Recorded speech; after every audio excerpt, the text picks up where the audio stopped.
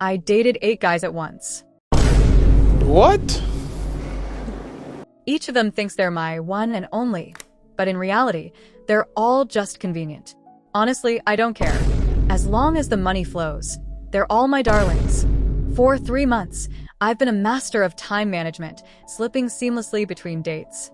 None of them suspects the others exist. They just squirm under my attention, issuing endless warnings about boundaries, unrealistic expectations, and not overstepping. The only unrealistic expectations I harbor are about their wallets. Take my first boyfriend, Jack Thompson, a wealthy CEO with a flair for the dramatic. He's obsessed with office roleplay. Every date involves me in a crisp white dress, pretending to be his secretary. I even have to play piano for him during lunch breaks. Ridiculous, yes, but irresistible. Wealth and stupidity make a lethal combination. Today, I followed his script to the letter. White dress, soft makeup, hair straight and shiny. I waited patiently in his office, pretending I didn't know the theatrics were entirely his. The moment he returned, his frown cut me down. Trying to imitate her won't fool anyone. You'll never compare, he sneered. I smiled sweetly, as long as you're pleased. Oh, the irony. This is exactly what he asked for. His gaze sharpened. Don't fall for me. I'll only ever love her, he warned. I rolled my eyes inwardly. Fine, true love exists elsewhere. I pinched my cheeks to hold back laughter, trudged to the piano, and played a deliberately clumsy tune. Halfway through, he slammed the keys and stood up. Ugh, this is unbearable. No matter how similar a fake looks, it's still fake. And just like that, he stormed out. At the same time, $200,000 hit my account. Wiping away mock tears, I shouted after him. Jack Thompson, keep your filthy money. He froze mid-step, glared, and coldly confirmed, our relationship is purely financial. Then, with a flourish, he transferred another $500,000. I grinned. Rebellious, dramatic men, so deliciously profitable. Next, I dashed to see Ethan Brooks, a university professor who treats affection like a forbidden fruit. Shopping was today's date. Hours were spent trying on outfit after outfit while he inspected each with meticulous scrutiny. Exhausted, I still managed a sweet grin. Ethan, are all these for me? You're amazing. I love everything. I cooed, reaching for his arm. He recoiled. I've told you before, I hate anyone but her touching me, he growled. Then, checking his watch, he had the staff wrap everything. I've transferred some money. Buy what you want, but nothing like hers. And don't call or message unnecessarily. I'm busy. As he left, another $200,000 landed in my account. Yes, all 8 men are the same. I'm paid to date, shop, eat, and chatter with them, but no intimacy. They save themselves for their true love, leaving me perfectly free to profit. Exactly how I like it. Ethan gone. I checked the clock, 7 p.m. Time to meet Ryan Chin, a flashy nouveau riche with a penchant for gold chains and fur coats. His taste? Terrible. But his money? Excellent. Ryan was tired of being second choice. Tonight, he offered me $1 million dinner to play the jealous rival for his real crush. You know your role, right? He asked, casually flashing a grin that screamed both arrogance and boredom. I nodded, excitement restrained. Got it. I'll make your crush jealous, then step aside quietly. Promise I won't get in your way. His eyes narrowed. Wait, you don't want to be with me? Quick thinking, I lowered my head, eyes glistening. Of course I want to stay by your side, Ryan. I just won't interfere with your true love. Sigh of relief. His expression softened, though annoyance lingered. Impossible. My heart is hers. $2 million today. After tonight, don't show up again. I nodded, mentally counting the payoff. Smart, efficient, profitable. Arriving at the private dining room, Ryan draped an arm over me for appearances. But when the door opened, I froze. Not only was his crush there, but so were all 7 of my other boyfriends. I stared. Could it be? The same girl. White dress, long hair, fragile demeanor, was the heartthrob of every single one of them. No wonder my boyfriends always seemed distracted when looking at me. Before I could react, all 7 men's eyes zeroed in on me, and Ryan's hand around my waist. Murderous glares. The girl, noticing Ryan's hand, blinked at him, tears forming. Is she your girlfriend? Pandemonium. My plan? Obliterated. Ryan, seeing her tearful face, panicked. No. I don't know her. He shoved me aside, erasing the careful setup I'd spent months perfecting. The girl smiled through her tears, taking the hands of the two men beside her. Don't fight over me. We agreed. I won't have a boyfriend. All 9 of us can stay friends forever. I scrambled to my feet, utterly bewildered. The 8 men now looked at her with indulgent affection, squabbling no more. I blinked. How was this okay? Perhaps, I thought, I had underestimated the sheer absurdity of my world. Her name was Sophia Lynn. Childhood friends with all 8 men, daughter of the Lynn group, pampered and perfect in every way. Same age as me, but completely different. I had grown up in an orphanage. She had grown up adored. That night, Ryan transferred $5 million as compensation for pushing me down. He even messaged, "Come have dinner with Sophia and me this weekend. And why didn't you cling to me? Do better next time." I blocked him and all the other 7 boyfriends without a word. Enough money earned. I was done. 3 days later, 8 luxury cars blocked the street outside my apartment while I bought chicken. Mrs. Lynn, my frantic landlady, ran over. "Olivia, 8 men are fighting outside your place." Blood. "You must see." I returned, horrified. My ex-boyfriends were bruised, disheveled, fighting each other. Jack spotted me. "Olivia Clark, explain these 7? I pinched myself, trying Sophia Lynn style. Teary eyes, emotional voice. "Stop fighting. You're all my best friends. Don't ask who I love most. You'll all be godfathers to my future child. Love me and each other secretly. Isn't that better?" The response?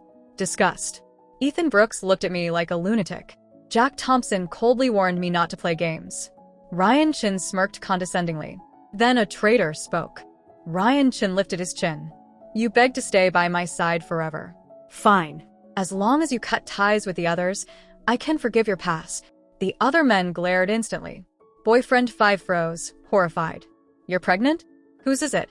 He pointed at Ryan. Silence. Chaos erupted. Boyfriend 5 threw a punch. Ryan screamed. Jack Thompson jumped in. Soon, Ryan was pummeled by all of them. I slipped away unnoticed. By morning, they were all calling, demanding to know the father. I rolled my eyes. "Your father's," I texted, then changed my number. Next day, Sophia Lynn appeared, sneering. "It's you? Still embarrassing yourself? You're just a cheap imitation. They'll never love you like me." I shrugged. "Then stop bothering me." Ryan Chin appeared, bruised, disheveled. "Do you have any heart? Aren't we enough? How could you go after my dad?" I stared blankly. He thought I was pregnant? Sophia, smiling sweetly, stepped in. Ryan realized his mistake. He didn't pursue me further that day. 2 calm days passed. On day 3, all 8 showed up at my door. Jack demanded, "What did you say to Sophia?" Ethan warned, "No one hurts Sophia. Ever." Ryan gritted his teeth. Others berated me for daring to compare myself to her. I sighed. "I want nothing to do with your relationships. Sophia and you're perfect together." "I get it," I said quietly, pinching the bridge of my nose. "Your one true love is Sophia Lynn. I can't even compare to a single strand of her hair. But honestly, I didn't want to be tangled up in your ridiculous love triangles. I truly believed you 9 were a perfect match, destined to be together for life." Trying to reason with them, I suggested sincerely, "How about this? Stop coming after me. That way, Sophia won't be upset, and we can all just go our separate ways." Apparently, logic doesn't compute in male brains. Not only did they ignore my sincere words, they somehow twisted them into jealousy. They thought I was competing with Sophia Lynn. Ryan Chin leaned back, smirking with a just as I expected expression. "Jealous of Sophia?" he said, his voice dripping with disdain. "After all my warnings, you still have unrealistic hopes for me? You don't even compare to her in my heart, yet I can allow you to stay as a hidden lover if you're willing to apologize to Sophia and promise never to appear in front of her again." Jack Thompson's face darkened. "Ryan Chin, are you seriously asking for another beating?" Then he turned to me, his voice shifting to that infuriating mix of confusion and arrogance. "You dated me for 3 months, loved me desperately, even without money. Why seek the others? Were you threatened? My heart is Sophia's, but if you beg me, I can help you get rid of them. Just obey me and stay put." Boyfriend number 5 shouted, "Nonsense. Olivia loves me most. She cooks, does my laundry, ex-boyfriend scoffed. Cooking? That's nothing. She stayed up nights nursing me through hangovers, making sure I didn't overdo it, even though she knew my heart belonged elsewhere. Number 7 piped up. Huh, that's amateur hour. She remembered my birthday, my habits, dressed to please me, all while knowing my feelings were elsewhere. That's real devotion. Soon, the room erupted into chaos again, each insisting they were the man I loved most. I silently plugged my ears, thinking, men are truly insane when it comes to competition. Finally, I couldn't take the noise. My voice trembled slightly as I said, I never had unrealistic hopes for any of you. I treated you well because that's the job of a substitute, service in exchange for money. You saw me as a substitute. I saw you as employers. We were all willing participants. Moral coercion doesn't apply. The first rule of being a substitute: never fall in love with a client. I took a deep breath. From now on, I'll stay far away. I'll never appear in front of you, or Sophia, again. I wish you all a happy life, with many children and grandchildren. The 8 men froze, staring at me in disbelief, their faces dark. You mean all your love was an act? I added in horror. You didn't fall in love with me either, did you? Help. Please no. They laughed coldly, in unison. Fall in love with you? Not a chance. Sophia is the only one for us. You're not even in the same league. After one last round of warnings, they turned and left. I exhaled heavily, patting my chest. Thank goodness. You really scared me there for a moment. Relieved, I visited my old orphanage. The matron took my hands, tears in her eyes. Child, don't send all your money back. Keep some for yourself. Little kids clung to me, calling me big sister. I ruffled their hair. This is home. You don't need to be polite. Most of the money I earned went to the matron, who had devoted her life to the orphanage without ever marrying. She had given me a childhood full of care despite my abandonment. Though we weren't related by blood, the matron treated every orphan as her own. After a week, she presented me with a jade bracelet. You've always been sensible and brave, she said, sighing. I remember when you were 7, you snuck out, encountered kidnappers, and saved other children, nearly risking your life. Take this jade bracelet. It was yours when I first took you in. I kept it safe because I feared you'd lose it. One day, maybe you'll find your birth family. I looked at the bracelet, conflicted. If they abandon me, I don't need them. Matron, sell it and use it for the children's meals. She smiled, ignoring my protest, pressing it into my hand. As I prepared to leave, a well-dressed man appeared. The matron introduced him. Olivia, do you remember him? This is Tiger. You saved kidnapped children back then. He stayed at the orphanage for 6 months with amnesia before his family found him. I vaguely recalled the boy, tall and fierce even then. Big sister Olivia? He said shyly. I blushed. Call me Olivia. His real name was Lucas Lee, now working in the same city. He offered a ride home, and we reminisced about childhood adventures, slowly becoming comfortable. At my doorstep, we exchanged contacts. Can I treat you to a meal tomorrow?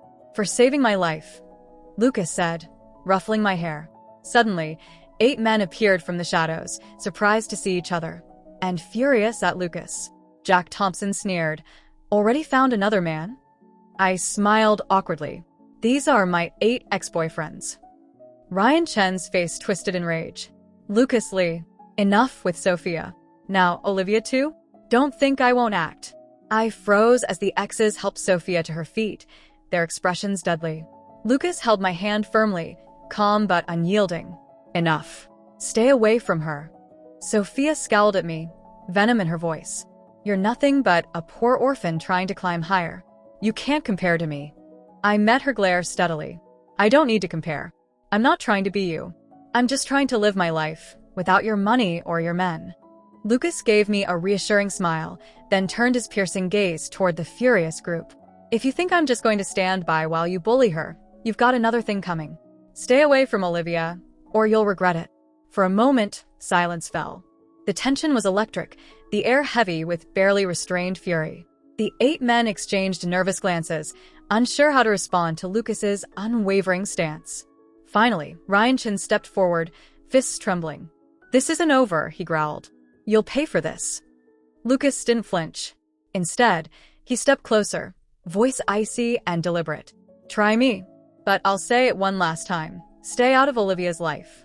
With a mix of frustration and disbelief, the group slowly backed off, leaving Sophia standing awkwardly behind them. I exhaled deeply, realizing I had been holding my breath. Are you okay?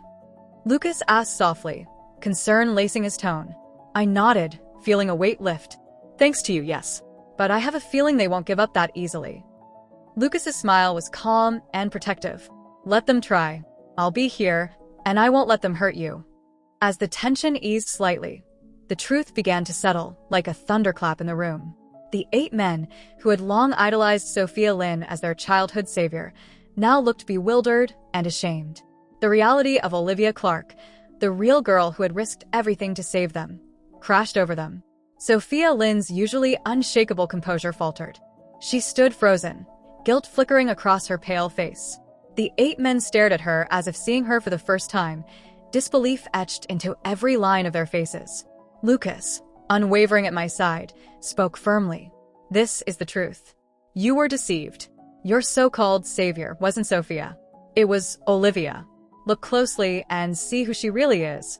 Ethan Brooks, usually the loudest critic, seemed diminished, his bravado replaced by guilt. We were wrong, he muttered, barely above a whisper. Ryan Chen's voice cracked as he tried to process the revelation. No, this can't be true. We trusted Sophia. She saved us.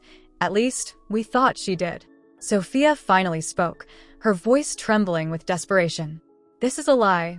You think I'd let anyone else take credit? I risked everything for you. Believe me over her? Impossible. Lucas's eyes burned with intensity. You can't lie your way out, Sophia. The evidence doesn't lie, and Olivia speaks the truth. You've used everyone for your selfish gains, and now it's all coming to light. The men glanced between her and me, struggling to reconcile their childhood image of Sophia Lynn with the manipulative woman standing before them. Their expressions shifted from awe to confusion, shame, and a flicker of resentment. I can't believe this, Jack Thompson muttered, voice low. All these years, and it was her? Sophia's fury boiled over. You should all be ashamed. After everything I did for you, this is your reward? But it was too late. The truth had broken the spell, and the 8 men were left grappling with misplaced loyalty and shattered perceptions. Lucas stepped closer, gently pulling my hand into his. Come on, let's go. This chapter ends here. As we walked away, I could feel the weight of the past slipping from my shoulders. The 8 men were frozen in stunned silence behind us, their devotion to Sophia shattered. Sophia herself seethed, her plans crumbling, but I didn't care anymore. With Lucas at my side, I felt for the first time in years that I could breathe freely. Mrs. Lynn, tears streaming down her face, clutched my hand.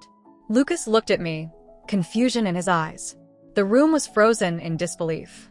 Mrs. Lynn, still holding me tightly, sobbed, This is my daughter, my long-lost daughter. Olivia Clark, you are the daughter I thought I had lost all those years ago. The room fell into stunned silence.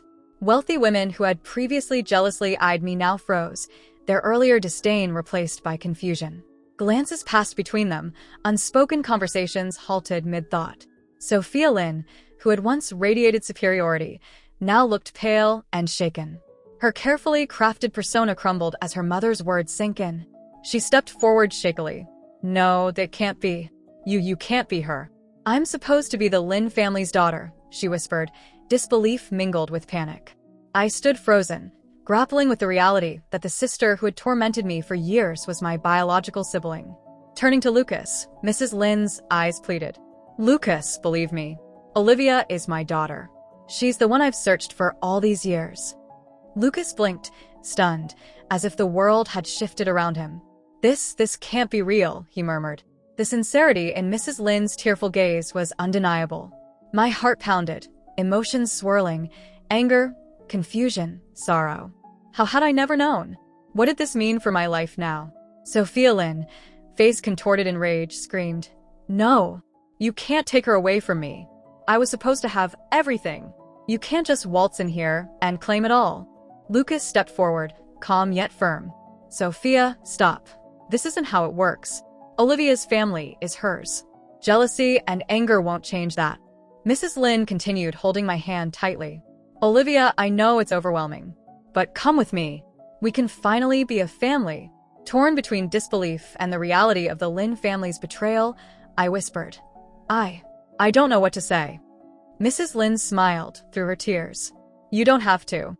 I've never stopped looking for you. I've always loved you. The room watched as I took a steadying breath. Everything had shifted in an instant, and with Lucas beside me, I knew we could face the chaos, the revelations, and whatever came next. Sophia Lin, pale and trembling, stared at me, her minions frozen in shock. After the birthday banquet, Mrs. Lin immediately arranged a DNA test. The result was undeniable. I was her biological daughter. Tears streamed down her face as she embraced me, and my father joined in, enveloping us both. From the corner of the hallway, I glimpsed Sophia Lin. Her face was ghostly, eyes blazing with disbelief and hatred. I turned back to my parents, dazed. Stop crying. Can you tell me what happened? I asked softly. Mrs. Lin wiped her tears, voice steady but emotional. Your Aunt Fiona Zhao and I were identical twins. When you were born, Fiona switched the babies in revenge after being cast out of the family. She abandoned you at the orphanage. The bracelet confirmed my suspicions, and we've been searching for you ever since. I absorbed the story in silence. I've had a good life, Mom. I'm grateful for everything, even though it wasn't what I expected. The matron at the orphanage raised me like her own. Mrs. Lin's eyes filled with tears. I want to thank her properly. In the days that followed, Sophia Lin was permanently removed from the family. Kneeling at my mother's feet, she pleaded, but Mrs. Lin was resolute. Your time is over, Sophia. Leave now. The family hosted a grand banquet to formally introduce me as their daughter. The 8 ex-boyfriends, Sophia, and her minions were present, faces twisted in regret. My future in-laws pushed for engagement arrangements with Lucas. I glanced at Lucas, squeezed his hand, and nodded. Let's get engaged, I said, voice soft but certain. Lucas's relief was evident. Mrs. Lee beamed. Meanwhile, the 8 ex-boyfriends glared at their mothers, clearly unhappy. Later, Sophia Lin attempted to crash her car into mine. Thanks to my reinforced vehicle, I was unharmed. Lucas, furious, ensured security escorted her away. As wedding preparations continued, my father solemnly handed my hand to Lucas. You must treat her well, or you'll regret it. Lucas nodded, unwavering. I promise. For the rest of our lives, Olivia will be cherished. No one will ever take her from me. At the wedding, the 8 ex-boyfriends made one last dramatic appearance, warning Lucas to protect me. The guests were stunned. I couldn't help but think, what is wrong with these people? But as the ceremony unfolded, one thing was clear. Sophia Lin and her entourage were no longer threats. I was marrying the man I truly loved, and everything else was finally behind me.